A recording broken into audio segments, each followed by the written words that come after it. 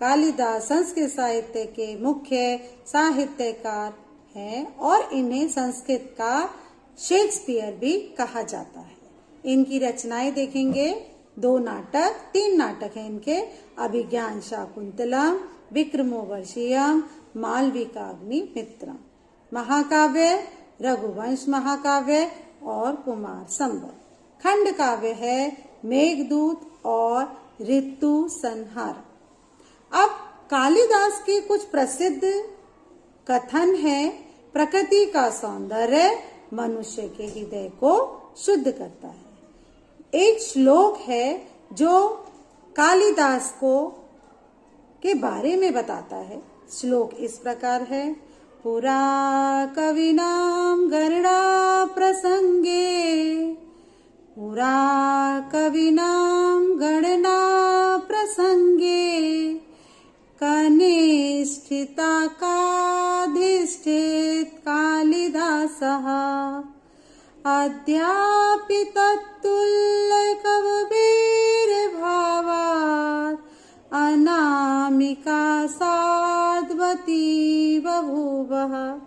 अर्थात पहले कवियों की गिनती करते समय कालिदास को सबसे छोटी उंगली पे रखा जाता था और आज भी उनके समान कोई कवि न होने के कारण अनामिका ही सार्थक मानी जाती है।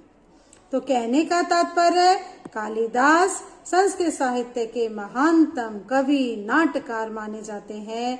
कवि कुलगुरु और कवि सम्राट के नाम से भी इनको जाना जाता है। कहने का तात्पर्य कि संस्कृत साहित्य के शेक्सपियर, उनको विशेषताएं क्या क्या थी? उनकी विशेषताएं थी संस्कृत भाषा को माधुर्यपूर्ण शैली में बताना, प्रकृति का जीवंत वर्णन करना और भावों की स्पष्टता को बताना।